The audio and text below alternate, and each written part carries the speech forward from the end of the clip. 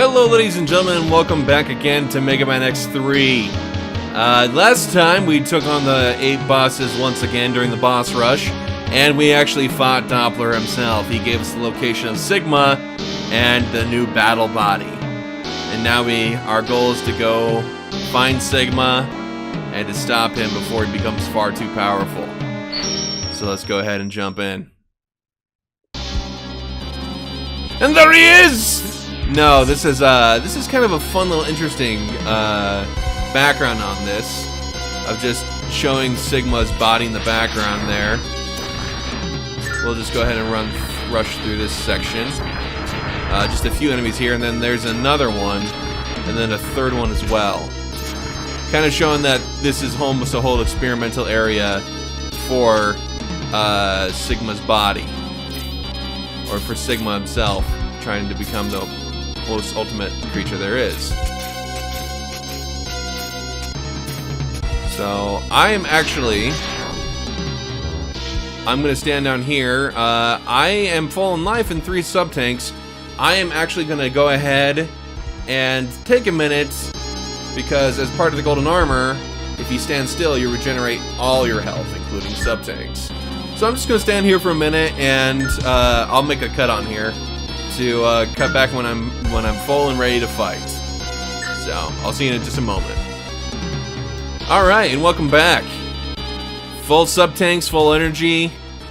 We are ready to take down Sigma. So let's go in with guns a-blazing, shall we? Show off this awesome Hyper C ability.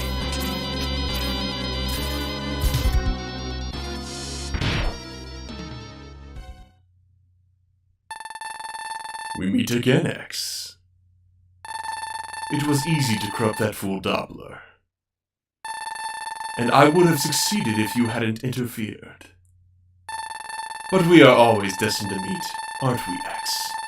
Let the eternal struggle begin! So this Sigma has an attack pattern where he has a flamethrower that he will shoot against the wall, and then after he makes that shot, he will point it at you. The shield that he's wearing does block your shots.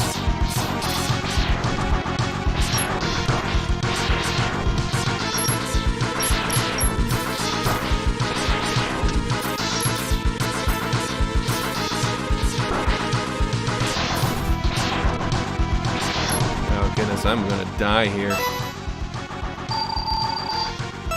Okay, plan B. We're going to go with the saw blades because the hypercharge is not working, and now that I've switched out of it, it's no longer going to be using its charge. You can only use hypercharge once it's completely filled. Otherwise, you have to let it charge back up by taking hits. So, spinning blades. A pretty good counter to Sigma. As you can use it and launch it over his armor.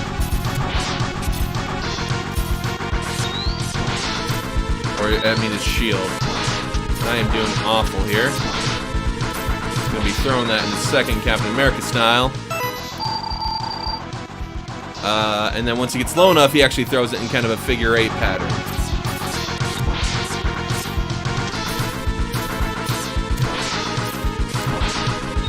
Like that. But we got him.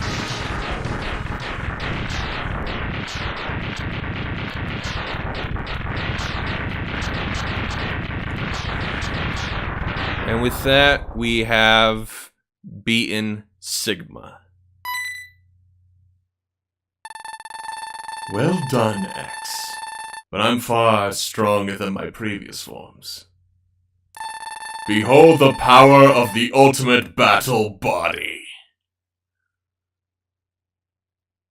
And now we gotta fight form number 2.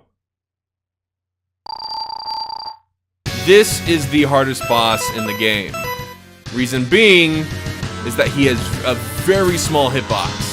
It is his head. That is literally the only spot that you can hit him. And so, generally, the consensus is that you want to kind of aim for those exhaust ports on the side. That's generally your safest spot to hit him. So he moves between those 2 spots. and essentially, goodness, I might not.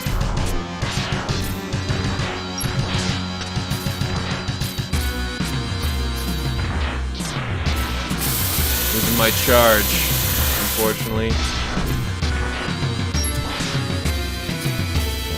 Alright, got him. Again, the safest way if you're going to use a Z-Saber on him is to try to get close and personal. So, I'm going to take a minute here and pause it. So, he will shoot those, periodically just shoot the mines. Shoots out, hits the wall, and then aims towards you. If he's towards the left side, he's going to be shooting missiles at you, either as a group of 4 or one after the other. If he's on the right side, he has an angle beam where it's not... It doesn't phase you damage, but it will slowly drain your life. Not something that you want to stand in. The more sub-tanks you can save at this point, the better. Because unless you have the Z-Saber and you can get the hit off, he can soak a lot of damage. And remember, shoot for those kind of exhaust points on the top. But with that, you have beaten Sigma. No, it can't be! I can't even defeat you with this magnificent body? There seems to be only one choice now. I'll possess you. Gonna let that go because Sigma's gonna pop up in all his virus glory, and we are gonna have to make a run for it. The run is not over yet. This part can kill you. You have to be quick and careful. I usually recommend... Oh, hang on the... I usually recommend hanging on the right side. You gotta be careful there. Though, if you get crushed or caught between that, you can die and you will have to restart the fight over from all of the beginning. Whew! But, you know, just for good measure, we're gonna stand here for a second, get all the lovely health we want, and this is it. This is the final stage. It is done. At this point, I hold right, and it auto runs all the way to the right side.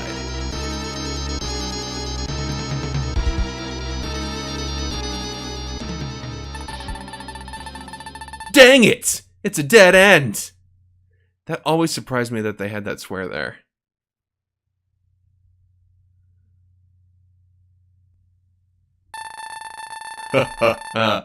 Give up, X. I'll possess your body and rule the whole world. And this is actually the second part of the optional run. Without Zero there, Dr. Doppler pops in. Ugh! Your Doppler! How did you obtain this? How do you feel now, Sigma? Do you like my special vaccine for the Sigma virus? X, I'm sorry to have given you so much trouble. I know I can never really atone for what I have done. But I will try to set things right by taking Sigma with me. My program is fading. X, it's time to say goodbye. I love that moment of Doppler coming down, and I'm gonna be honest. When it comes to themes and stories, I'm a sucker for the martyr story of the hero that even the villain that comes back and saves the day. And with that, we go to the credits of Mega Man X3. Doppler's lab is self-destructed. X standing up by himself up on the hill. Now, back in the normal version of this run, if you decide to save, if you have Zero still alive at this point, and you continue onward, he pops in here. I'll go ahead and destroy the power generator. X, you go upstairs and destroy Sigma's body.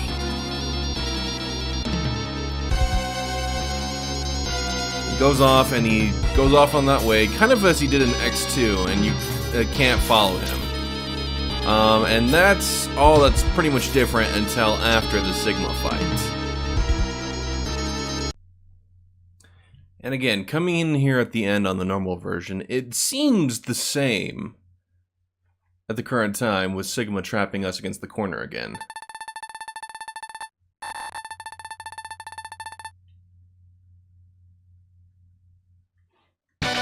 However, we definitely get the different theme, and Zero popping down and attacking instead of Dr. Doppler. Gah, you're Zero! It's you, again! How do you like that, Sigma? I picked up an anti-Sigma virus program from Doppler and used it on my beam saber. Sorry about the delay, X. I thought the program might be the only thing that would work against Sigma. My program is disappearing, but someday I will. And then he continues to blow up. And in this instance, we actually go up and we teleport through the hole that Zero made.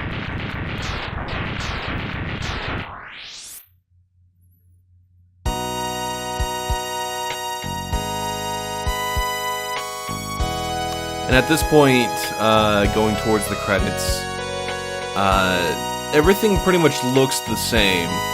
But as you see from the difference from the Doppler run, we are now standing up here on the hill with Zero instead. It's at this point that I want to cover a few differences in the feeling of the ending. I did mention in the regular version, or in the optional version, that I like that ending sequence with Sigma cornering X there better with Dr. Doppler instead of the Zero. Mostly just because of the fact of Zero seems kind of as this Deus Ex Machina that comes in and just like, haha, I solved the problem. Everybody's okay, and I just uploaded this convenient antivirus to my sword. And it almost seems like nothing is lost there. It definitely gives much more of an emotional feeling when Doppler comes in and he basically just pulls in Sigma and starts eradicating with the antivirus, and he apologizes saying, this is all my fault, I'm sorry, X. I'm gonna take him with me, but I'm sorry for what I've done. And that, again, going through, I haven't played this game for several years, so going through, that's one of the big things that feels better to the ending of me. But on the cliff here, it feels so much better having Zero there, especially with that last line. To save mankind, he must destroy Zero. That's actually a mistranslation from what I understand. In the original version, it's he must fight Zero. They're essentially putting them at odds with each other.